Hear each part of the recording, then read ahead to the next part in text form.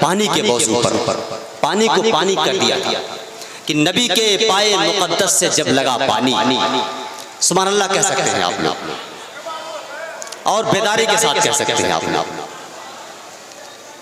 آپ میری مجبوری جانتے ہیں پھر بھی مجبور کر رہے ہیں آپ لوگ، سبحان اللہ کر دی، دونوں ہاتھوں کو اٹھا کر سبحان اللہ کہہ دیا، اور بیداری کے ساتھ سبحان اللہ کہہ دیا کریے۔ عادت ہم لوگوں کی خراب ہو چکی ہے، لاک ڈاؤن میں بیٹھے بیٹھے اب تو جلسے بہت کم ہونے لگے، اور ڈائری کے شاعر ہم لوگ ہے بھی نہیں، ورنہ شعر پڑھنے میں دقت ہو رہی ہے۔ آپ سبحان اللہ کہتے ہیں تو یاد آ جاتا ہے، اس لیے سبحان اللہ کہہ دیا کریں، ورنہ وہ واقعہ یاد آئے گا کہ ایک شاعر صاحب سے پوچھا گیا کہ آپ جنت میں جانا پسند کریں گے یا جہنم میں؟ تو کہنے لگے جہاں سامعین زیادہ ہوں گے میں وہاں جانا پسند کروں گا۔ ابھی سبحان اللہ کہنا ہے آپ کو۔ نبی کے پائے مقدس سے جب لگا پانی، ہاتھوں کو اٹھا کر سبحان اللہ کہہ سکتے ہیں آپ؟ سبھی لوگ بولیں، زور سے بولیں، زور سے۔ نبی کے پائے مقدس سے جب لگا پانی، لگا کہ کوثر و تسنیم ہو گیا پانی، لگا کہ کوثر و تسنیم ہو گیا پانی، لگا کہ کوثر و تسنیم ہو گیا پانی۔ الہی ایسا کبھی خواب ہی میں ہو جاتا، الہی ایسا کبھی خواب ہی میں ہو جاتا، الہی ایسا کبھی خواب ہی میں ہو جاتا، حضور کرتے وضو میں ڈالتا پانی، حضور کرتے وضو میں ڈالتا پانی۔ اس سے اچھا شعر سن لے، حضور کرتے وضو میں ڈالتا پانی، وضو کے بعد یہ فرماتے مصطفیٰ مجھ سے، وضو کے بعد یہ فرماتے مصطفیٰ مجھ سے، نصیر پی جا میرا بچا ہوا پانی، نصیر پی جا میرا بچا ہوا پانی۔ نبی کے پائے مقدس سے جب لگا پانی، لگا کہ کوثر و تسنیم ہو گیا پانی۔ بڑی محبتوں کے ساتھ سماعت کر رہے ہیں۔ میری فہرست میں دو عظیم الشان خطیب موجود ہیں، ایک وہ خطیب جو الہ آباد سنگم کی سرزمین سے آیا ہوا ہے۔ میں نے کبھی بھی علامہ شہادت صاحب کی تقریر کو فلاپ ہوتے ہوئے نہیں دیکھا ہے، غیر معیاری ہوتے ہوئے نہیں دیکھا ہے۔ میں نے جب بھی دیکھا ہے یا جب بھی سنا ہے، علامہ شہادت صاحب کی تقریر دل سے ہوتی ہے۔ وہ مجمع کو دیکھ کے تقریر نہیں کہتے، مجمع کو سے تعریف وصولنے کے لیے تقریر نہیں کرتے، بلکہ وہ اپنے رب کو راضی کرنے کے لیے تقریر کرتے ہیں۔ آئیے خطیب ذی وقار العالم بعمل علامہ شہادت حسین سے قبلہ الہ آبادی کا استقبال کر لیں۔ نعرہ تکبیر، سب لوگ شریک ہو جائیں، نعرہ تکبیر،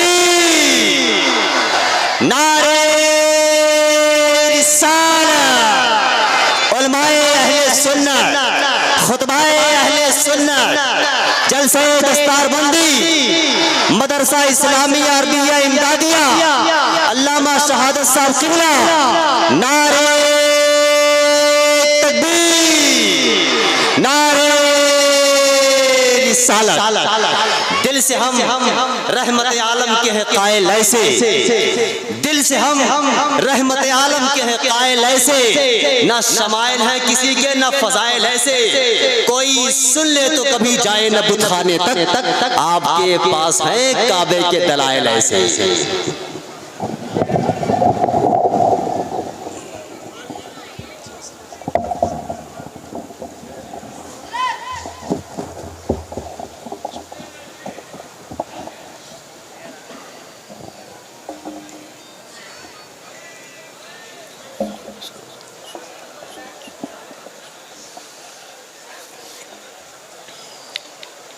نہایت ہی واجب الاحترام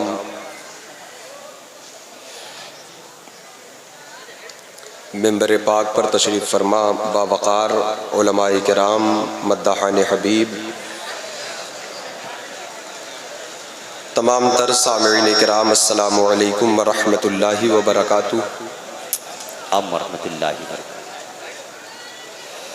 بسم اللہ جلیل الشان عظیم البرہان شدید السلطان، ما شاء اللہ کان، اعوذ باللہ من الشیطان الرجیم، بسم اللہ الرحمن الرحیم، بسم اللہ والحمد للہ والحمدللہ والصلاۃ والسلام علی سیدنا ہوا محمد الرسول اللہ وآلہ واصحابہ والشیخ عبد القادر الجیلانی وکل آلہ وخلفائہ ومریدیہ وجمیع متوسلیہ ومحبیہ اجمعین، اما بعد فاعوذ باللہ من الشیطان الرجیم، بسم اللہ الرحمن الرحیم، قل ان کنتم تحبون اللہ فاتبعونی یحببکم اللہ ویغفر لکم ذنوبکم واللہ غفور الرحیم۔ آمنت باللہ صدق اللہ العظیم وبلغنا رسولہ النبی الکریم ونحن علی ذالک لمن الشاہدین والشاکرین والحمد للہ رب العالمین۔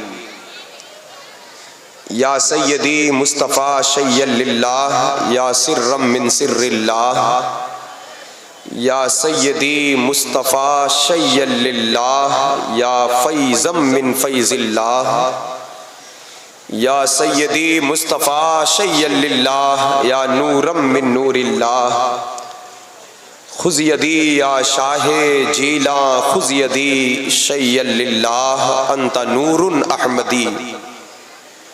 الہی تا بود خورشید و ماہی چراغ چشتیارا روشنائی، قادریم نعرے یا غوث اعظم می زنم، دمز شیخ احمد رضا خان قطب عالم می زنم۔ حضرات محترم معزز ملت اسلامیہ، آج کا یہ عظیم الشان روح پرور جلسہ پاک جشن دستار حفظ قرآن، جس میں ہماری آپ کی شرکت ہے اور ملک و ملت کے مشاہیر و معارف علماء کرام مشائخ اعظام کی جلوہ گری ہے، خصوصیت کے ساتھ پیر طریقت رہبر راہ شریعت آل رسول نور نظر بطول حضرت علامہ الشاہ سید محمد محمود اشرف صاحب قبلہ دامت برکاتہ العالیہ والقدسیہ کی چوچھا مقدسہ، جن کی آمد آپ کے اس محلے میں، اس قصبے میں، اس دیار محبت میں ہو چکی ہے، ان قریب حضرت کے جمال جہاں آرا کے دیدار سے فیضیاب ہو کر آپ حضرت کے پاکیزہ مواعظ حسنہ سے مستفیض ہوں گے اور بے پناہ برکت و رحمت سے مالا مال ہوں گے۔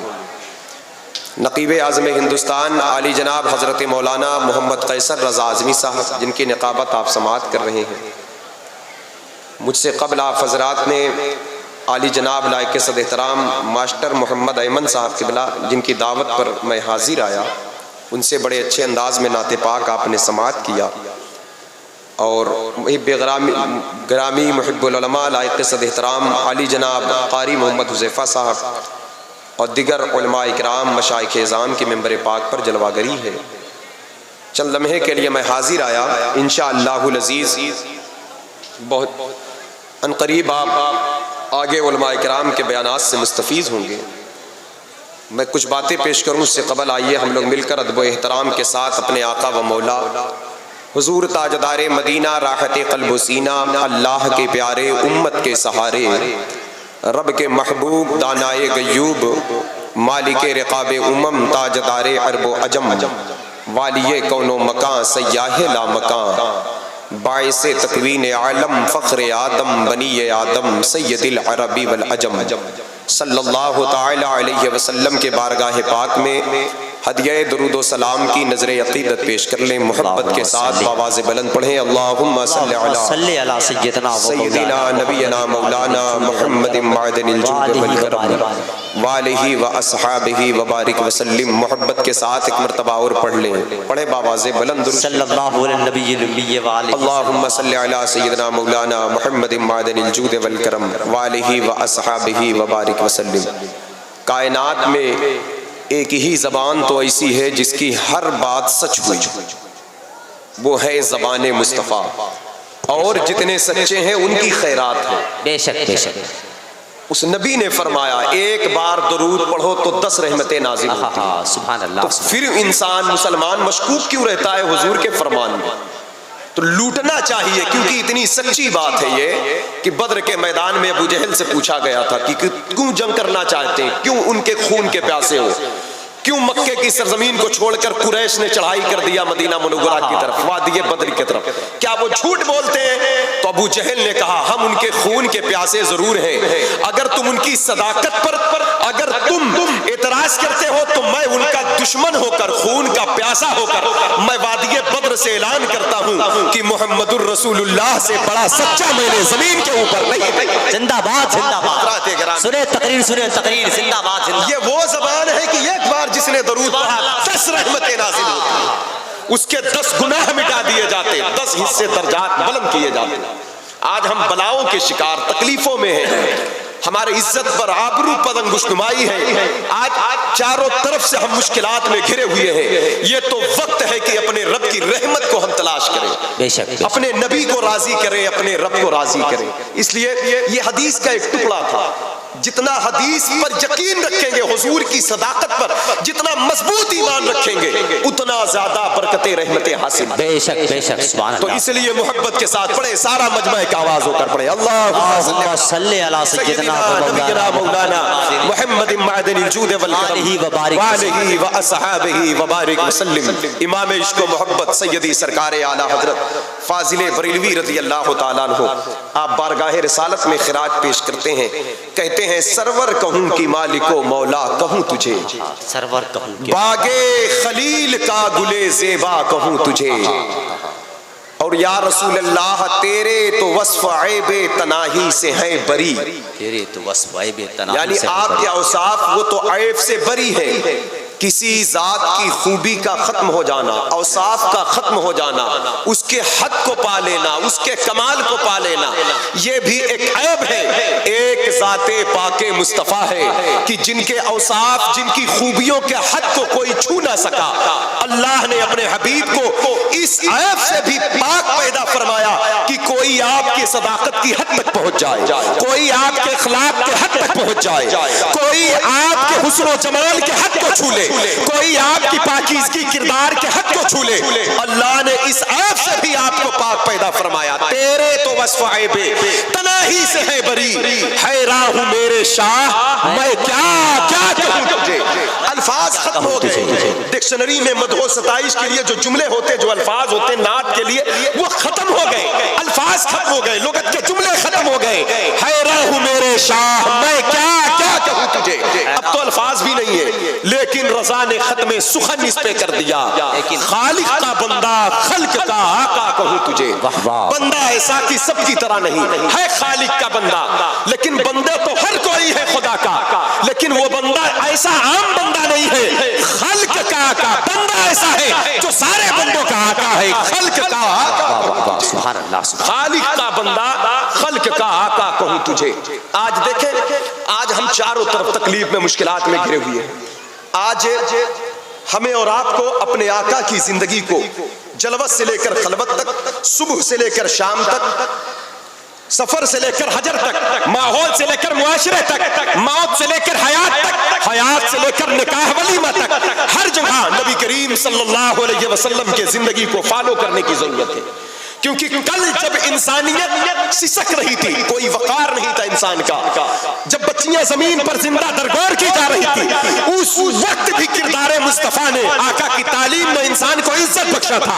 آج جب انسانیت ہندوستان کی سرزمین پر لرز رہی ہے، آج زمین ہند پر اگر کوئی ہمیں وقار، کوئی مقام، کوئی عزت دلا سکتا ہے تو وہ کردار مصطفیٰ ہے، وہ آقا کریم صلی اللہ علیہ وسلم کی پاک ذات اور آپ کا انوکھا کردار ہے۔ قرآن نے کہا لقد کان لکم فی رسول اللہ اسوۃ حسنہ، رسول اللہ کی زندگی تمہارے حق میں نمونہ عمل ہے، حضور کی زندگی کو فالو کریں۔ میں آپ کے توجہ کا طلبگار ہوں، ذہن کو حاضر رکھیں اور آقا کریم صلی اللہ علیہ وسلم کے زندگی کے کچھ گوشوں کو دیکھیں۔ بہت لمبا چوڑا خطاب نہیں کرنا ہے، مشکل سے بس آدھے گھنٹے کا، میں توجہ کا طلبگار ہوں، ذہن حاضر رکھیں۔ حضرات گرامی، میں نے قرآن شریف کی ایک بڑی مشہور آیت پاک کی تلاوت کی۔ یہ رب کا قرآن ہے، یہ اللہ کا کلام ہے۔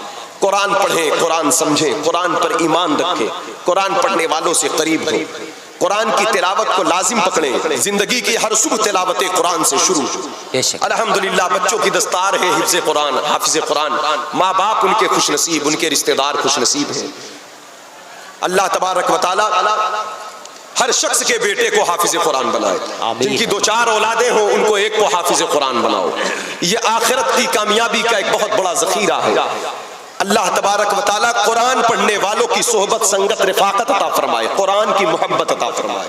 مدینے والے مصطفیٰ نے ارشاد فرمایا تم میں سے بہتر وہ لوگ ہیں جو قرآن پڑھیں اور قرآن پڑھائیں، قرآن سمجھیں، قرآن سمجھائیں.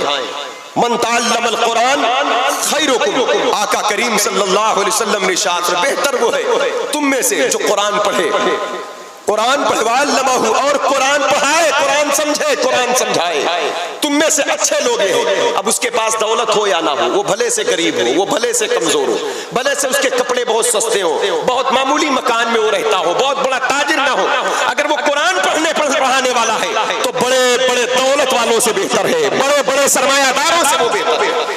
اس سے جن کو حضور نے بہتر کہا ہے اس کو چاہیے ہم انہیں بہتر سمجھیں. ان علماء کو مقام کس نے دیا؟ علماء کو عزت کس نے دیا؟ حضرات گرامی وقار یہ مدینے والے مصطفیٰ نے دیا. رب نے فرمایا اسی قرآن کی قائد، اے محبوب آپ کہے اے لوگ اگر تم اللہ سے محبت کے دعوے دار ہو، اگر تم اللہ سے محبت کرتے ہو تو اللہ نے کہا میرا ایک محبوب ہے، میرا ایک محبوب ہے، میں نے محبت کیا.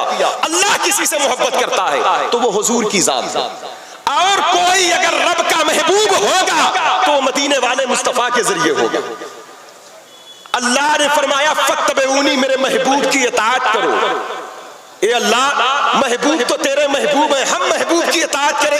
کہا ہاں مجھے محبوب کی ادا اچھی لگتی ہے.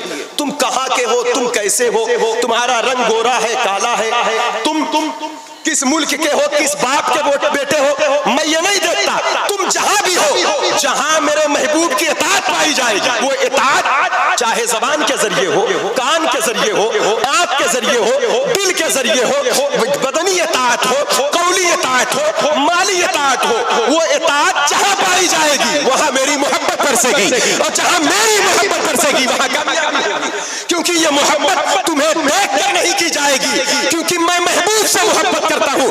قیامت تک جہاں محبوب کی اطاعت ہوگی، میرے محبوب کی اطاعت جہاں ہوگی اس کے معبود کی محبت بھی وہی جلوہ گر ہوگی، اللہ کی محبت وہی جلوہ گر ہوگی. تو آج حضور کی اطاعت، آج ہم نے اگر سرکار کی اطاعت کی بات بھی کیا تو صرف 2-4 جگہ تک محدود کر دیا، مسجد تک، حج تک، عمرے تک، زکات تک، یہی تک ہم نے. یہ تو اطاعت ہے ہی ہے حضور کی. ہمارے اخلاق کے کیا حالات ہیں، ہمارے گھر کے کیا معاملات ہیں، ہمارے بھائیوں پڑوس کے ساتھ ہمارا کیا رویہ ہے، ہماری بیویوں کے ساتھ ہمارے کیا دستور ہیں، ہمارے والدین کے ساتھ ہمارے کیا معاملات ہیں. حضرات گرامی وقار جب تک ان چیزوں پر ہم غور نہ کریں گے تب تک ہم حضور کے سچے اطاعت گزار نہیں کہلائیں گے. آقا کریم صلی اللہ علیہ وسلم کی جب ہم زندگی، جب آپ کے حیات پاک دیکھتے ہیں، آئے ذرا دیکھتے چلیں. حضرت انس بن مالک رضی اللہ تعالیٰ آپ فرماتے ہیں مدینے پاک میں جب مدینے والے مصطفیٰ میرے آقا صلی اللہ علیہ وسلم تشریف لائے تو میری والدہ مجھے لے کر کے سرکار کی بارگاہ ناز میں پہنچی اور عرض کیا یا رسول اللہ آپ اس بچے کو قبول فرما لیں، اپنا خادم بنا لیں. خادم رسول، خادم رسول، اللہ ان کے نالین کا صدقہ دے. آج اگر کوئی کسی بزرگ کی، کسی عالم کی خدمت کرے تو بڑا درجہ پاتا ہے. اس خادم کا کیا حال رہا ہوگا حضرات گرامی وقار کہ جن کے دربار کی شان یہ ہے کہ الفاظ نہیں ملتے، سرکار کو کیا کہیے، جبریل سلامی دے دربار کو کیا کہیے. جن کے در کی شان یہ ہے با خدا، خدا کا یہی ہے در، نہیں ہے اور کوئی مفر مقر. جو وہاں سے ہو یہیں آ کے ہو، جو یہاں نہیں تو وہاں نہیں. اب آقا کریم علیہ السلام نے قبول فرمایا. 10 سال تک حضور کی خدمت کرتے رہے. کون؟ حضرت انس بن مالک. پوری مدنی زندگی خادم رسول انس بن مالک. اب حضرت انس بن مالک کیا کہتے ہیں آپ ذرا دیکھیں. ہمارے آپ کے گھر بھی بہت کام والے ہوں گے، آپ کے ہاں بڑے بڑے کاروبار ہیں، بڑی بڑی بزنسیں ہیں، لوگ کام کرتے ہیں، کاروبار کرتے ہیں. آپ کے ہمارے رویے کیا ہوتے ہیں ان کے ساتھ، ہمارے انداز کیا ہوتے ہیں. بالخصوص سرمایہ داروں کو، قوم کا جو بڑا ہے ان کے گھر جو نوکر چاکر ہیں ان کے ساتھ ان کا کیا رویہ ہے. حضور کی زندگی دیکھیں تاکہ آپ کے اس رویے پر بھی رب کی محبت برسے، رب کی رحمت برسے. کیونکہ جہاں حضور کی ادا ہوگی وہی محبوب کی صدقے میں اللہ اپنی محبت کو بھی برسائے گا، رحمت کو بھی برسائے گا. اور جہاں رب کی رحمت برسے تو یقین جانے وہاں کوئی دشمن کوئی بال بیکا نہیں کر سکتا ہے. کوئی ہمارا دشمن کوئی نقصان نہیں پہنچا سکتا. کوئی حسد کی نگاہ سے دیکھے کہ نفرت کی نگاہ سے دیکھے, چاہے جتنے نفرت کے ماحول بازار گرم کیے جائیں. اس لیے میں توجہ چاہتا ہوں. حضرت انس بن مالک کہتے ہیں 10 سال خدمت کرتا رہا, لیکن جتنا کام میں اپنے نبی کا نہیں کرتا تھا, جتنا کام میں اپنے نبی کا نہیں کرتا تھا, مجھ سے زیادہ میرا کام خود میرے مصطفیٰ کر دیا. مجھ سے زیادہ میرا کام خود میرے حضور کر دیا کرتے تھے. کائنات کے مالک, دونوں جہاں کے مالک و مختار, جن کی شان یہ ہے کہ درخت کو بلائیں تو قدموں پہ جھک جائے, جو پہاڑوں پر چلے تو پتھر ان پر سلام پڑھے, جن کے اشارے پر چاند دو ٹکڑے ہو ڈوبا ہوا سورج پلٹے, جو مکے اور مدینے کی چٹائی پر بیٹھ کر کے قیامت تک کے ہونے والے واقعات کی خبر دے, جن کی شان یہ کہ سر عرش پر ہے تیری گزر, دل فرش پر ہے تیری نظر, ملکوت و ملک میں کوئی شے نہیں جو تجھ پہ آیا نہیں, جن کا مقام یہ ہے. آپ سن رہے ہیں نا میری بات, سن رہے نا, جن کی شان یہ ہے کہ پیٹ پر پتھر بندھے تھے. ام المومنین سیدہ عائشہ صدیقہ, ہم مومن مردوں کی ماں نے کہا تھا یا رسول اللہ صلی اللہ علیہ وسلم, آپ کے شکم پر پتھر بندھے ہیں, دنیا سے اتنا تو حاصل کر لیں کہ ایک وقت کی سکون کی روٹی کھا لیا کریں. تو آقا کریم علیہ السلام نے مدینہ منورہ کا وہ قدیمی پہاڑ جس کو احد شریف کہتے ہیں, اس پہاڑ کی طرف اشارہ کیا, جس کی لمبائی 8 کلومیٹر ہے, جس کی چوڑائی بھی 8 کلومیٹر ہے. اس پہاڑ کی طرف اشارہ کر کے سرکار نے فرمایا تھا عائشہ یہ پہاڑ دیکھ رہی ہو, اگر میں چاہوں اس کو تو یہ پہاڑ میرے ساتھ سونا بن کر چلے, لیکن یہ عائشہ یہ دنیا چاہے جتنے چولے بدل لے, یہ دنیا چاہے جتنے چولے بدل لے, یہ چاہے سونے کا لباس پہن لے, چاہے ہیرے جواہرات کا لباس پہن لے, لیکن ہے تو یہ دنیا. اگر اس کا تعلق دنیا ہے تو جسے اللہ نے ابدی سلطنت کا مالک بنا دیا ہو, وہ ایک مشت خاک پر حکومت کرنے کا سپنا نہیں دیکھا کرتا. یعنی حضور آخرت کے مقابلے میں احد پہاڑ جو سونا کے برابر ہو جائے اسے ایک مشت خاک فرما رہے ہیں, ایک مشت خاک. اور آج ہم چند تولوں کے سینے کے عوض میں پھول جاتے ہیں, چند لاکھ روپیہ بینک بیلنس کے عوض میں ہم پھول جاتے ہیں, سارے غریب ہمیں حقیر نظر آنے لگتے ہیں, سارے کمزوروں سے ہمیں نفرت ہو جاتی ہے, اور اپنی دولت کا ٹھوس امین علماء پر جماتے ہیں, مسجدوں کے ائمہ پر جماتے ہیں.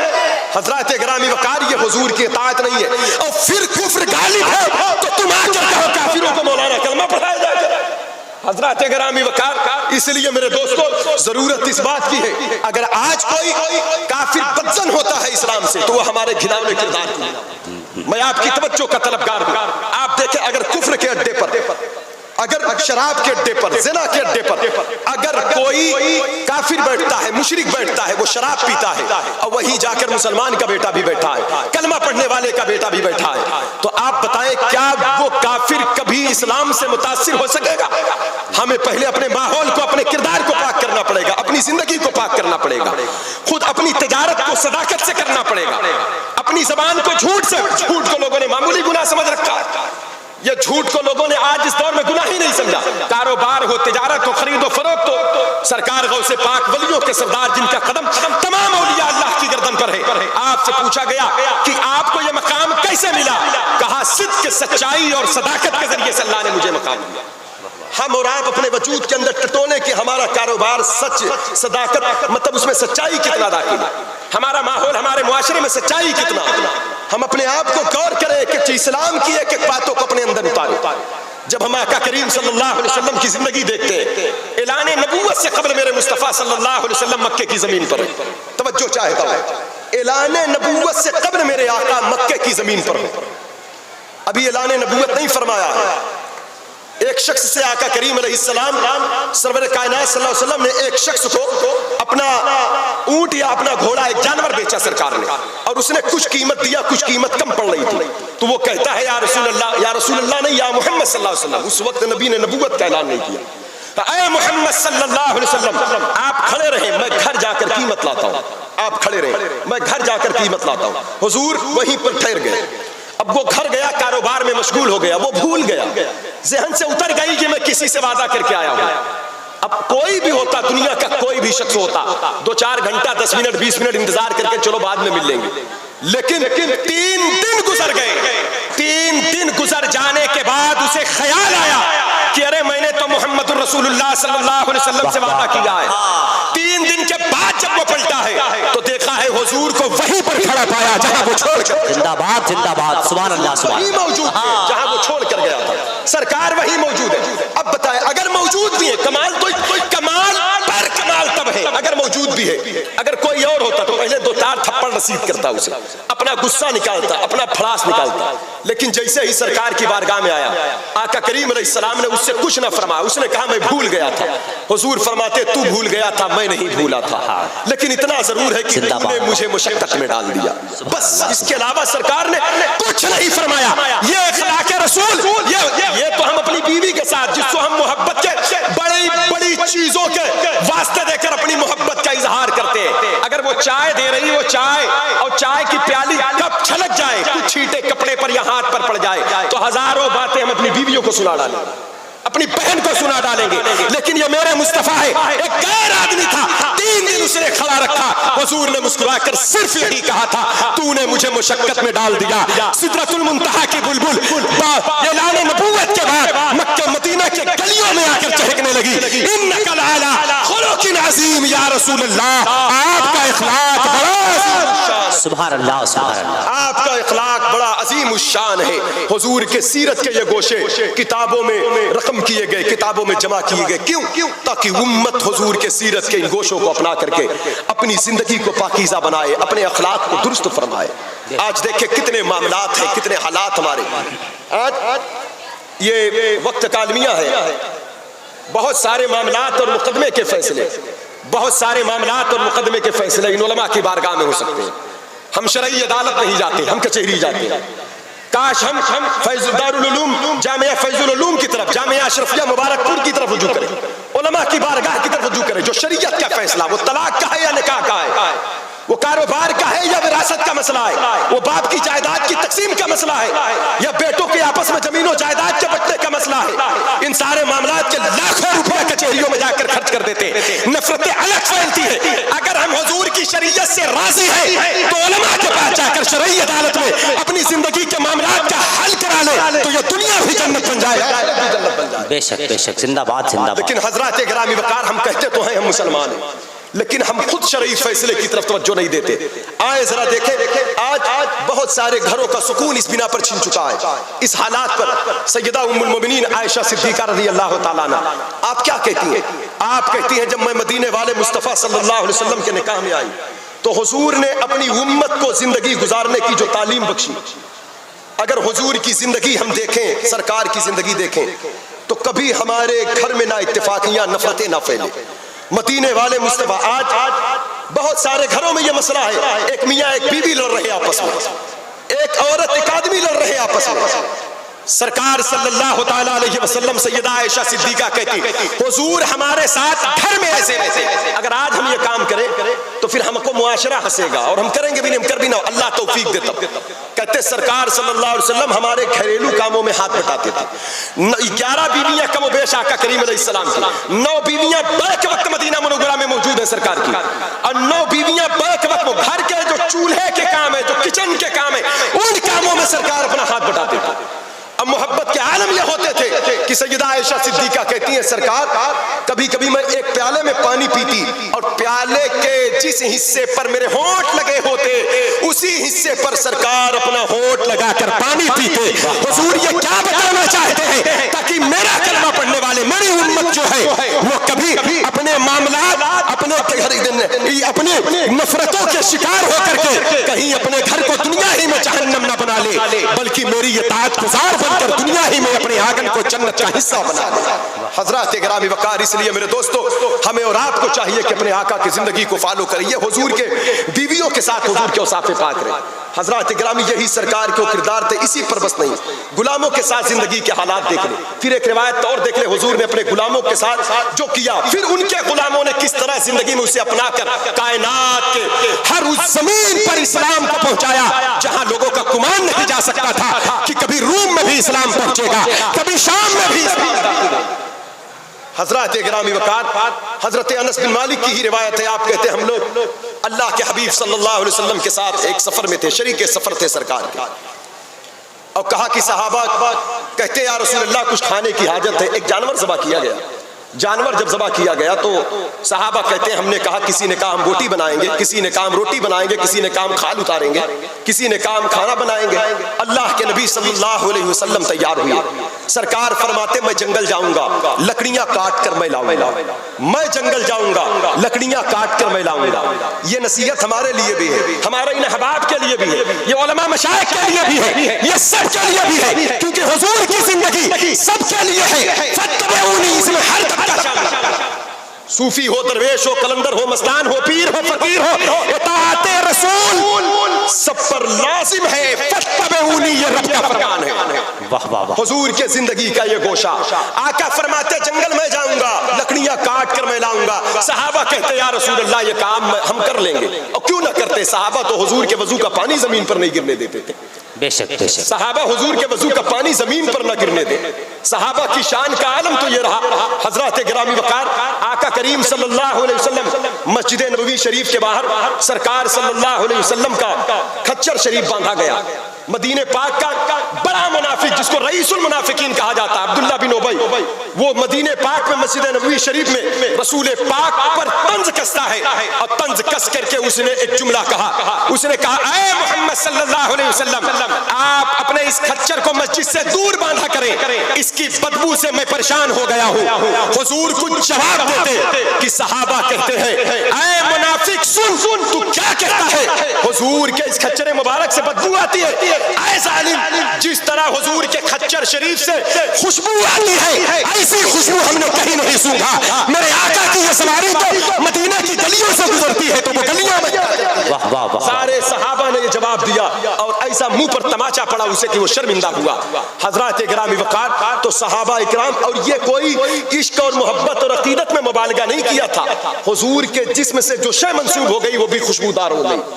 ان کی مہک نے دل کے گنجے کھلا دیے ہیں, جس راہ چل گئے ہیں کوچے بسا دیے ہیں. انبر زمین ابیر ہوا مشک تر غبار, ادنا سی یہ شناخت تیری رہ گزر کی ہے. واللہ جو مل جائے میرے گل کا پسینہ, مانگے نہ کبھی عطر نہ پھر چاہے دلہن پھول. حضرات گرامی وقار, سرکار فرماتے میں جنگل جاؤں گا, لکڑیاں کاٹ کر میں لاؤں گا. اللہ اس بات کو پسند نہیں کرتا کہ کوئی بڑا بن کر بیٹھا رہے, اپنے چھوٹوں کے کام میں ہاتھ نہ بٹھائے. سائلو دامن سخی کا تھام لو سائلو, حضور کے در کا سائل سب, سرکار کے در سائلو دامن سخی کا تھام لو. کچھ نہ کچھ انعام ہو ہی جائے گا, کرم ہو ہی جائے گا. دیکھو گے یہ کرم. کب دیکھو گے؟ اعلیٰ حضرت کہتے ہیں دیکھو گے اے رضا ہر کام کا ایک لگے رہو اے رضا ہر کام کا ایک وقت ہے, دل کو آرام ہو ہی جائے گا. یہی وجہ تھی حضرت عمر فاروق اعظم حضرات گرامی جب ایک حج یا عمرے سے لوٹے, مکہ شریف کے اس مقام پر پہنچے جہاں بچپن میں اونٹ چراتے تھے, رونے لگے. حضرات گرامی وقار, آپ کے غلام نے کہا امیر المومنین کیوں روتے ہو؟ کہا یہی وہ جگہ ہے جہاں میرے والد آ کر تھپڑ مارتے, میرے والد سخت مزاج تھے. یہی وہ جگہ ہے جہاں 4-6 اونٹوں کو میں نہیں سنبھال پاتا تھا. آج روم میں, مدائن میں, شام میں, عراق میں ہر جگہ اسلامی فوج, اسلامی لشکر موجود ہے. آج ہر جگہ اسلام موجود ہے.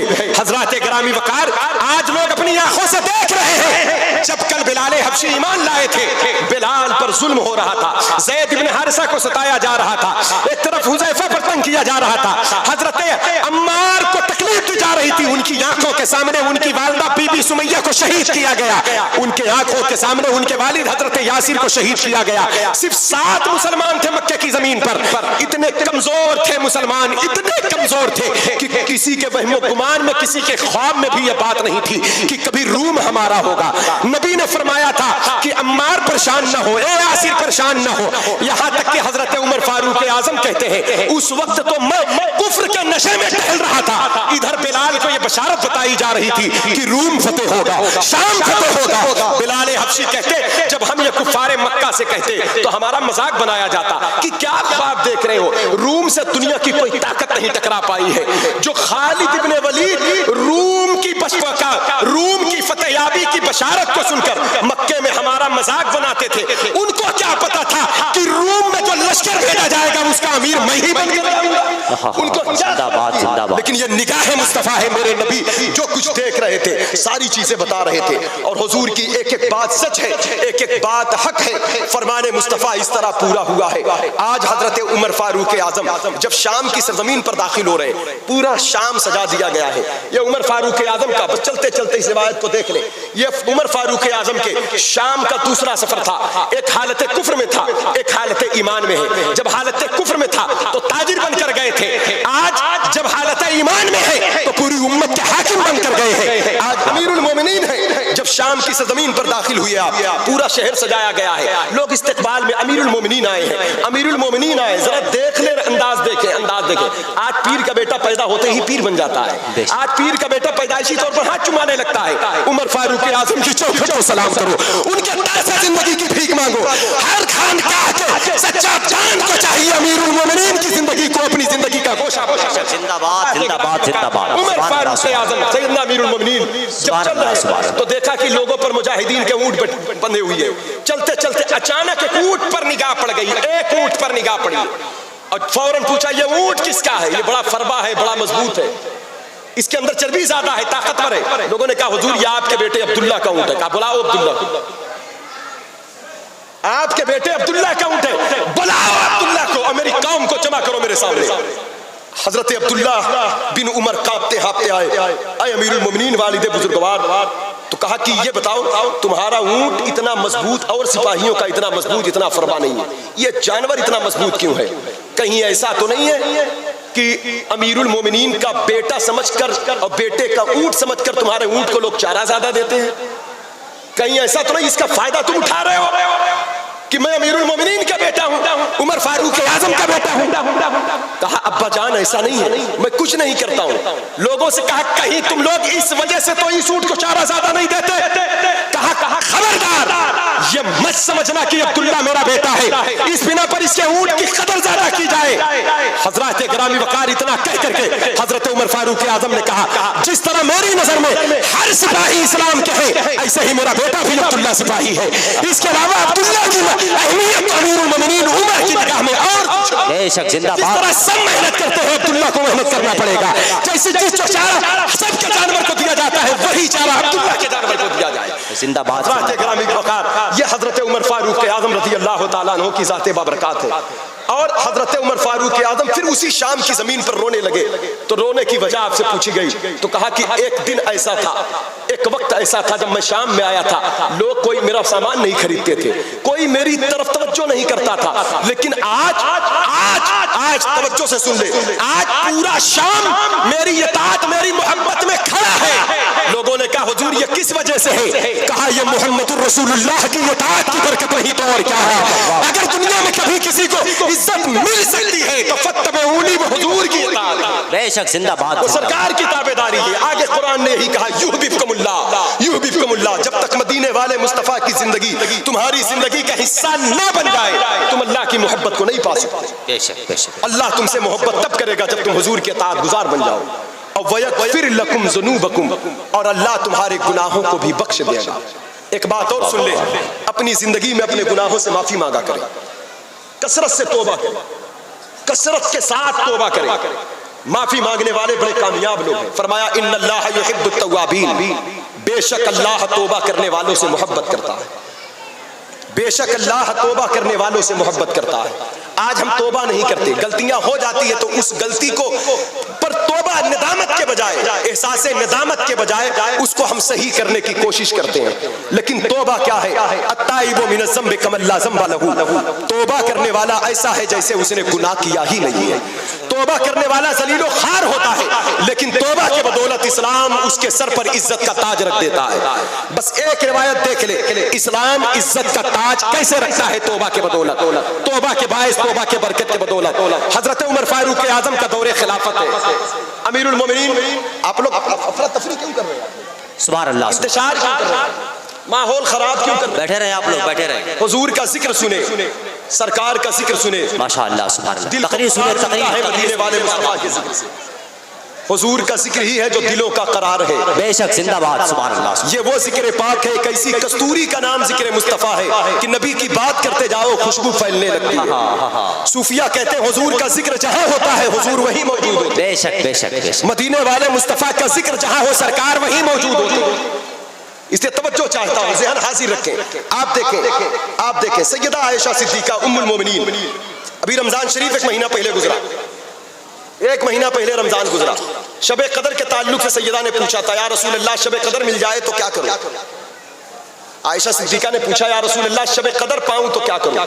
अगर मैं शबे कदर पा जाऊं तो हुजूर ने एक लाइन की छोटी सी दुआ 3 लफ्ज की बताया था, अल्लाहुम्मा इन्नका अफ़ून तुहिब्बुल अफ़्वा फ़अफ़ु अन्नी। ये दुआ क्या है? अय अल्लाह तू माफी को पसंद करता है, मैं तुझसे माफी मांगती हूँ, मुझे बख्श दे।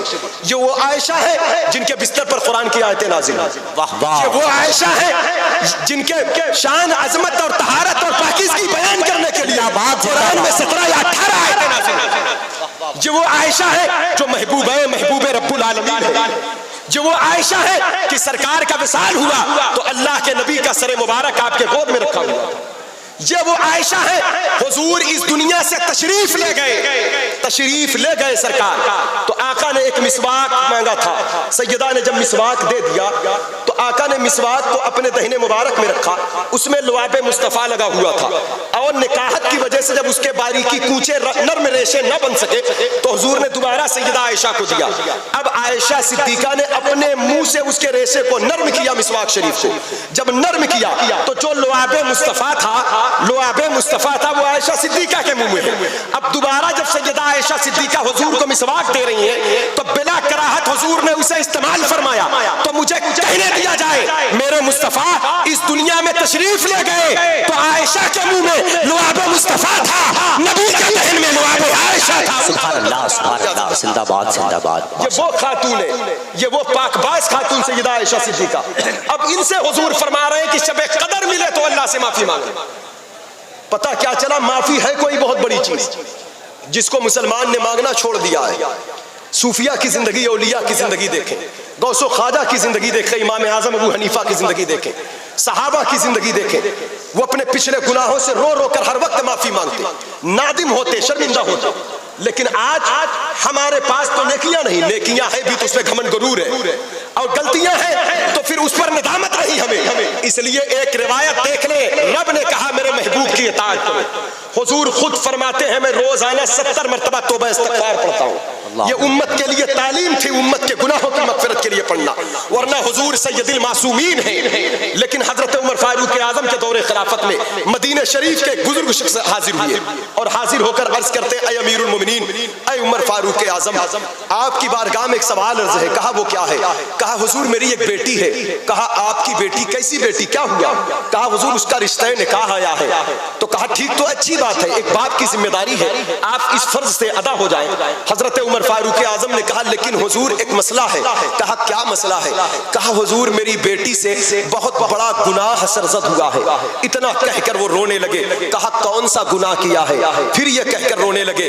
कहा बताओ कौन सा गुनाह है? कहा हुजूर मेरे जबान पर वो लफ्ज नहीं आ पा रहा है, मेरी बेटी ने बहुत बड़ा गुनाह किया है। कहा कहीं तुम्हारा इशारा जिना की तरफ तो नहीं है? कहा हुजूर हाँ मेरी बेटी ने जिना किया है। मैं ये पूछना चाहता हूँ, मेरी बेटी जिना तो की, जानिया है, लेकिन उसने तौबा कर लिया है, लेकिन मुझे पूछना यह है जो मेरा होने वाला दामाद है क्या उससे बताना पड़ेगा कि मेरी बेटी ने जिना किया है तब निकाह करूं? क्या इसको छुपा कर निकाह कर दूं? कहीं रब की अदालत में मैं गिरफ्त में तो ना आ जाऊंगा? कहीं मेरी पकड़ तो ना हो जाएगी कि एक जिनाकार औरत को पारसा बनाकर मैं घर से रुखसत कर दूं और अपने होने वाले दामाद को ना बताऊं? इस ऐब के छुपाने के एवज में कहीं मेरी गिरफ्त ना हो जाए क़यामत में। आप इस मसले को हल फरमाएं। हजरत उमर फारूक आजम कहते हैं कि अल्लाह के बंदे कितने भोले हो तुम, कितने भोले हो तुम। जब तुम्हारी बेटी ने तौबा कर लिया है, ताइबु मिनज़ ज़ंबि कमल्ला ज़ंब लहू, तौबा करने वाला ऐसा है जैसे उसने गुनाह किया ही नहीं है। इसलिए जाओ, उमर ऐलान कर रहा है मस्जिद नबवी के मिंबर से कि जा अपनी बेटी का निकाह कर, जिस ऐब पर अल्लाह ने पर्दा डाल दिया उसे तुझे रुसवा करने की जरूरत नहीं। इसलिए तौबा करने वाला परहेजगार होता है। जा अपनी बेटी का निकाह करके घर से रुखसत कर और गुनहगार समझ سمجھ کر نہیں پرہیزگار سمجھ کر گھر سے واہ واہ واہ واہ، سبحان اللہ سبحان اللہ۔ آج بہت سارے لوگوں کے زندہ باد، عیبوں کو دیکھ کر ہم ماحول میں تماشا بناتے ہیں، لوگوں کی ماضی کی زندگی کو دیکھ کر اس کی عزت پر، اس کے ناموس پر حملہ کرتے ہیں ہم، حالانکہ وہ توبہ کر چکا ہوتا ہے۔ اس سے اپنے اس رویے کو بدلے، ورنہ اسی ذلت میں ہم بھی گرفتار ہو جائیں گے۔ اس سے میرے دوستو قرآن نے کہا وَيَغْفِرْ لَكُمْ ذُنُوبَكُمْ، آقا کریم علیہ السلام کی اطاعت کرے، ان کے اصحاب کی اطاعت کرے تاکہ اللہ تم سے راضی ہو، اللہ محبت کرے۔ وَيَغْفِرْ لَكُمْ ذُنُوبَكُمْ، اللہ تمہارے گناہوں کو بخش دے۔ وَاللَّهُ غَفُورٌ رَحِيمٌ، بے شک اللہ بخشنے والا مہربان ہے۔ اس لیے ہمیں اور آپ کو چاہیے کہ ہمیں اور آپ کو اپنی زندگی میں ہر معاملات میں اطاعت صرف نماز پڑھنا نہیں، نماز کا سجدوں کی لذت بھی وہی پاتا ہے جس کے پیٹ میں رزق حلال ہے، تلاوت کا فیض بھی وہی پاتا ہے جس کے زبان سچی ہو۔ حضرات گرامی وقار، تلاوت قرآن کا نور وہی پاتا ہے جس کی نگاہوں میں حیا کا سرما لگا۔ پڑھتے رہو گے ایک رسم چلتی رہے گی، کچھ ہاتھ نہیں آئے گا۔ واہ واہ واہ، ایک رسم چلتی رہے گی، کچھ ہاتھ نہیں آئے گا۔ ایک زمانے تک میں سوچتا رہا غوث پاک کے ولیوں کے سردار کے والد نے ایک سیب کی قیمت 12 سال چکا ہے۔ ایک سیب 12 سال، ایک سیب 10 روپے کا ہوتا ہے، 20 روپے کا ہوتا ہے، 2-4 دن خدمت کر دیتے۔ بڑے پیر کے مزار سے آواز آئی، اے لوگوں، میرا نام عبد القادر جیلانی ہے، میرا لقب قطب المشرق والمغربین ہے، میں قطب الملائکہ ہوں، شیخ الانس والجن والملائکہ ہوں، تمام اولیاء اللہ کی گردن پر میرا قدم ہے، رجال الغیب میری چوکھٹ پر حاضر ہوتے ہیں، جناب خضر میری چوکھٹ پر آتے ہیں، میرے گھر آتے ہیں اور میرے خطاب کی محفل میں آتے ہیں، ولی آئیں مرسل آئیں خود حضور آئے، وہ تیرے واس کی محفل ہے یا غوث۔ لیکن اے لوگوں، یہ جو ساری چیزیں تم دیکھ رہے ہو اور تمہارے ذہن میں ایک سوال اٹھ رہا ہے کہ میرے والد نے 12 سال تک ایک باغ کی خدمت کیا ایک سیب کے عوض میں، سنو، میں اپنے والد کو سلام کرتا ہوں، اللہ ان پر رحمت نازل کرے۔ اگر میرے والد ایک سیب کی قیمت 12 سال نہ چکاتے تو اللہ انہیں شیخ عبد القادر جیلانی جیسا بیٹا نہ عطا کرتا۔ یہ اسی حلال کھانے کی برکت رہی۔ ماشاءاللہ، ہمیں اپنے رزق کا بھی دھیان رکھنا پڑے گا، اس پر بھی۔ زندہ باد زندہ باد۔ حضرات گرامی وقار، اس لیے مدینے والے مصطفیٰ کی بارگاہ میں بکری کا دودھ پیش کیا گیا تھا۔ حضور نے 3 بار تحقیق کیا دودھ کہاں سے آیا، کہا حضور فلاں صحابیہ نے بھیجا، کہا پھر جا کر اس سے پوچھ کر آؤ کہاں سے بھیجا، کہا حضور اس نے اپنی بکری کا دو کر بھیجا، کہا پھر پوچھ کر آؤ بکری کس کی ہے، اس نے کہا صحابیہ نے یا رسول اللہ بکری میں نے خریدا ہے، میری بکری ہے، آپ کی خدمت میں پیش کیا، تب حضور نے اس دودھ کو استعمال فرمایا۔ حضرات گرامی وقار، اس لیے یہ ہمیں چاہیے کہ اپنے کاروبار، اپنی تجارت، اپنی خرید و فروخت کو تمام ان خرافات سے پاک کریں جس سے ہمارے بچوں کا مقدر خراب ہو سکتا ہے۔ اس لیے ایمان کا قیام، حضور کی محبت کا قیام اسی سینے میں ہو سکتا ہے جس کی پرورش حلال غذا سے ہوئی ہو، حلال غذا سے جس کی پرورش ہوئی ہو۔ اس لیے حلال کھائیں، بچوں کو حلال کھلائیں۔ ایک بات اور دیکھ لیں، یہ فانی زندگی ہے، المال والبنون زینت الحیات الدنیا والباقیات الصالحات، دنیا کا مال اس کی زیب و زینت، تمہاری اولادیں، یہ ساری چیزیں ختم ہونے والی ہیں، جو کچھ باقی ہے وہ نیک اعمال، اچھے اعمال، اچھے اعمال۔ حضرات گرامی وقار، اگر انسان حلال کا سستا کپڑا پہنا ہے، معمولی کپڑا، تو وہی بادشاہت، وہی فخر کا لباس ہے۔ اگر آپ سوکھا روکھا کھاتے ہیں حلال کا ہے تو وہی بڑی ڈش ہے، بڑی غذا، ورنہ بہت مہنگے جوڑے، بہت قیمتی جوڑے، بہت اچھی مہنگی ڈش آپ کھائیں، اگر اس میں حلال کی آمیزش نہیں ہے تو پھر اس کھانے پر لعنت ہے، آپ 1000 بار بسم اللہ پڑھ لیں۔ بے شک بے شک بے شک۔ حضرات گرامی وقار، اس لیے ضرورت اس بات کہ ہم کو اپنے رویے کو بدلنا پڑے گا، ہم پہلے خود مسلمان بنے، نگاہیں مسلمان ہو، زبان مسلمان ہو، دل بھائیوں کا، پڑوسیوں کا نفرت پال پال کے، بغض، اناد، حسد، تکبر رکھے ہوئے، یہ کیا ہے؟ کیا یہ فعل ابلیس نہیں ہے؟ حسد کیا ہے؟ نفرت کیا ہے؟ تکبر کیا ہے؟ کیا یہ چیزیں ہمارے اندر پروان نہیں چاہتی؟ غالباً ایک بزرگ ہمارے الہ آباد میں صوفی سلطان میاں صاحب کے فرما رہے تھے قل یا ایھا الکافرون، محبوب کہو کافروں سے۔ میں نے کہا حضرت حضور کے دور میں سامنے کافر کھڑے تھے، ابو جہل تھا، ابو لہب تھا، عتبہ تھا، شیبہ تھا، عتیبہ تھا، کفار تھے، مشرکین تھے۔ آج ہم نماز میں کہتے قل یا ایھا الکافرون، پیچھے سب مسلمان کھڑے، ہم کس سے کہتے ہیں؟ ہاں ہاں، زندہ باد زندہ باد۔ آج ہم فجر، ظہر، عصر، مغرب میں کھڑے ہوئے، اللہ اکبر، سورہ فاتحہ، قل یا ایھا الکافرون لا اعبد ما تعبدون، محبوب کہو کافروں سے جس کو تم پوچھتے ہو ہم اس کو نہیں پوچھتے، تمہارا خدا ہو ہمارا خدا نہیں۔ پوری صورت یہی، کون کف کافر یہاں، کون کون مشرک ہے؟ مسکرا کر جواب دیا، کہا بیٹا بات دراصل ہے، مسجد میں جب ہم نماز میں پڑھ لیں وہاں کافر تو نہیں کھڑا ہے لیکن کفر کا حصہ ہمارے اندر چھپا ہوا ہے، کفر کا اثر ہمارے اندر، یہ بغض، حسد کیا ہے؟ یہ تکبر کیا ہے؟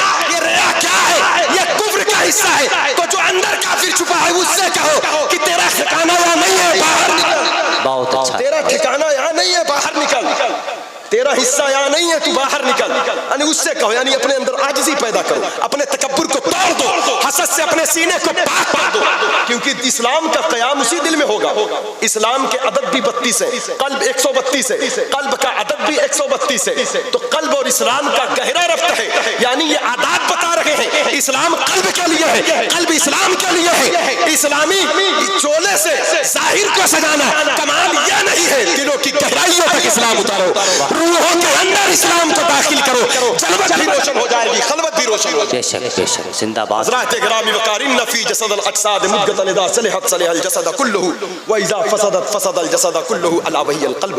بے شک انسان کے جسم میں ایک گوشت کا لتڑا ہے، وہ صحیح ہو جائے تو پورا بدن صحیح ہو جائے، وہ خراب ہو جائے تو پورا بدن خراب ہو جائے. فرمایا میرے مصطفیٰ نے وہ دل ہے، وہ دل کیسا ہونا چاہیے؟ میرے امام نے بریلی سے آواز دیا، دل ہے وہ دل جو تیری یاد سے معمور رہا، سر ہے وہ سر جو تیرے قدموں پہ قربان گیا، انہیں جانا انہیں مانا، نہ رکھا غیر سے کام، للہ الحمد میں دنیا سے مسلمان گیا. اللہ تبارک و تعالی ہم سب کو نیکیوں کی توفیق دے، اور آقا کریم علیہ السلام کی، آپ کے اصحاب کی سچی اطاعت کی توفیق عطا فرمائے. مسلک اہل سنت والجماعت پر مضبوطی سے قائم رکھے، اور جس کا سچا ترجمان مسلک اعلیٰ حضرت ہے، اسی پر اللہ ہم سب کو قائم رکھے، اسی پر موت عطا فرمائے. بولنے سننے میں قصداً سہمن لفظاً مانن کوئی غلطی خطا ہو، اللہ ہم سب کو معاف فرمائے. بہت لوگ علماء بیٹھے ہیں، مشائخ بیٹھے ہیں، صوفیاء بیٹھے ہیں، آپ میں سے بڑے نیک پرہیزگار لوگ بیٹھے ہیں. نیکوں کی موجودگی، نیکوں کی صحبت بھی باعث برکت ہے، رحمت ہے. آئیے پچھلے گناہوں سے معافی مانگے، آئندہ گناہوں سے بچنے کا ارادہ کریں. کوئی ناراض ہو تو اس کو راضی کریں، باپ ناراض ہو تو راضی کر لینا گھر جا کے، امی ناراض ہو تو قدموں کو چوم لینا، کسی سے بات چیت بند ہو تو اس سے اپنا رشتہ محبت اچھا کرو، کسی کا حق آتا ہے تو اس کے حق کو ادا کرو، نہیں ادا کر سکتے تو معافی مانگ کر راضی کراؤ. موت کا فرشتہ کبھی بھی ملاقات کر سکتا ہے. یہ حقوق العباد اس کی گرفت سے نکلے، اور اللہ پاک سے آئے معافی مانگے، معافی مانگے، معافی مانگے. پڑھ لے میرے ساتھ مل کر پڑھیں استغفر اللہ، استغفر اللہ. ارادہ پکا کرے، سچا کرے، توفیق اللہ کی طرف سے ملتی ہے. کوئی نہیں کہتا تھا بشر حافظ اتنے بڑے بڑی بن جائیں گے، کوئی نہیں کہتا تھا فضیل ابن عیاض مشائخ کے چشت کے افسر اعلیٰ بن جائیں گے، کوئی نہیں کہہ سکتا تھا کہ حبیب اجمی جیسا سود خور حسن بصری کا خلیفہ بنے گا، کوئی نہیں کہہ سکتا تھا کہ ابراہیم بن ادہم جیسا دنیا دار دریا کی مچھلیوں پر جا کر حکومت کرے گا. لیکن جب بندہ توبہ کرتا ہے تو اس کی رحمت ایسے برستی ہے کہ ذرے کو اٹھا کر آفتاب سے زیادہ روشن کر دیتا ہے. پڑھے میرے ساتھ، پڑھے، ارادہ کرے نیکیوں کی طرف آنے کا. پڑھے استغفر اللہ، استغفر اللہ، استغفر اللہ ربی من کل ذنب واتوب الیہ، استغفر اللہ کل ذنوبی یا ستار یا غفار، حق لا الہ الا اللہ محمد رسول اللہ صلی اللہ علیہ وسلم، بحق الشیخ عبد القادر الجیلانی وما علینا الا البلاغ. سبحان اللہ، ماشاء اللہ. محترم حضرات، آج کی اس پرفتن دور میں